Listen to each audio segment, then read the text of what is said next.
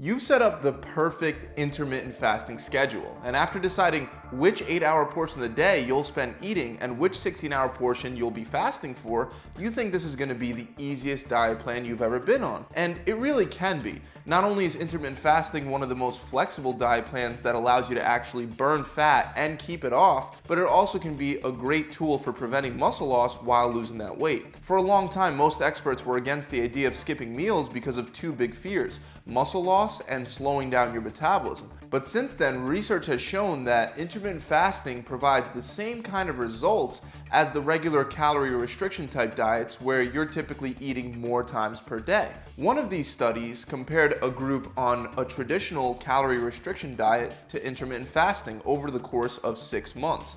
In terms of the total amount of muscle loss, fat loss, and overall weight loss, both groups experienced almost identical results. Another study on alternate day fasting, which required participants to spend some days having less than 25% of the amount of calories they required just for maintenance, surprisingly resulted in no changes to lean body mass, and only fat was lost. While studies like this make intermittent fasting sound like the magic bullet that breaks the rules of thermodynamics, it actually doesn't. It's just a different way to restrict your caloric intake that happens to go smoother for a lot of people. But just like any other calorie restricting diet, there's a right way and a wrong way to do it. And just like any other calorie restricting diet, when you do it wrong, you can wind up losing more muscle than you have to. So in this video, I want to go over 5 very common intermittent fasting mistakes that set people up for this problem. Let's start with the first mistake, which is not paying attention to your macronutrient intake and your macro content. Most people start intermittent fasting to lower their body fat. And again, if your goal is to burn fat, whether you're fasting or not, you will have to maintain a caloric deficit. If you don't consider the macronutrient content of your meals and you think that simply eating whatever you want during your eating window will get you to look and feel your best, you're in for a big surprise. Choosing food at random based on your cravings and what you feel like eating at the moment with no target or goal for the day will probably cause you to overeat, and even after overeating, you'll most likely not get enough of one very important macronutrient: protein. Without an adequate protein intake, you can lose more muscle while in a caloric deficit, whether that caloric deficit is spread out intermittently or continuously. One study in particular found that having about 35% of your daily calories from protein is much better for maintaining muscle mass when compared to only having 15% of your total calories coming from protein. This study, along with many others, found that aiming for about 0.8 to 1 gram of protein per pound of body weight is the sweet spot for maintaining muscle while in an energy deficit. However, the interesting thing is that some studies show that protein breakdown rates slow considerably while fasting, especially for extended periods of time. One human starvation study found that during the first 3 days of fasting, protein breakdown rates dropped to only 75 grams per day for an adult man weighing about 150 pounds. That's less than half a gram of protein per pound of body weight, although it's important to note that in this study, participants weren't exercising, and exercise would increase protein demands probably right around the 0.8 grams per pound of body weight that the other studies recommend. Now, what's even more surprising about this starvation study is that after 3 to 4 days of not eating, protein breakdown drops to a tiny 20 grams per day. The decreased protein breakdown rate is believed to be caused by a large boost in human growth hormone levels. In fact, in one prolonged fasting study, growth hormone levels increased by over 1,200% at its peak. Now, most of you will only be fasting for up to 16 hours a day, so your body won't really hit that point where it's super conservative with protein, nor will you have this kind of huge effect on your growth hormone levels. So the bottom line is that once exercise is factored in, you should aim to get a minimum of around 0.8 grams of protein per pound of body weight, and possibly even higher as you get leaner and have less body fat to use for energy. Speaking of exercise, you want to make sure you avoid this second mistake, which is either decreasing the intensity of your workouts or not working out at all. Since intermittent fasting is a popular diet right now, a lot of people try it strictly to lose weight, and if you're only concerned with the number on the scale, you probably won't be too happy with the end result because the number on the scale doesn't directly represent the amount of fat that you have on your body. It's a combination of your bones, your connective tissues, your organs, your fat, your muscle mass, as well as your water weight. When you lose weight, not only will a lot of it be water weight, but if you're not smart about it, a lot of that weight can also be muscle mass. In a large meta-analysis, researchers looked at the effects that restricting your calories has on your muscle mass. One group in the study only altered their diet to be in a caloric deficit, while the other group maintained that same caloric deficit, but they also incorporated resistance training regularly.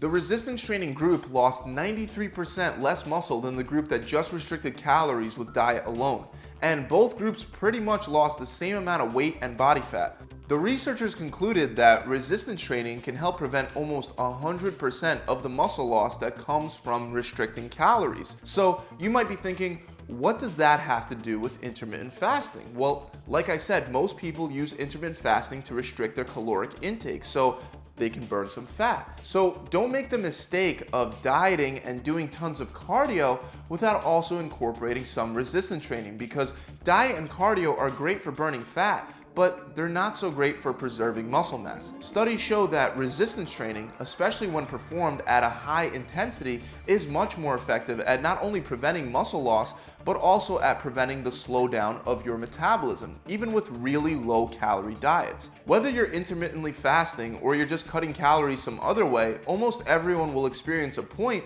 where they're still continuing to eat less, but they can't lose any more weight and they get stuck at a fat loss plateau. This is because your resting metabolic rate slowed down, and it turns out that intense resistance training helps prevent that from happening. The best way to incorporate high intensity resistance training is by lifting heavy weights. Now, it might be hard to lift really heavy weights while fasting, since you're not really going to be getting as many calories as you're normally used to getting, but it's important to not just lower the amount of weight that you're normally used to lifting because you're feeling tired.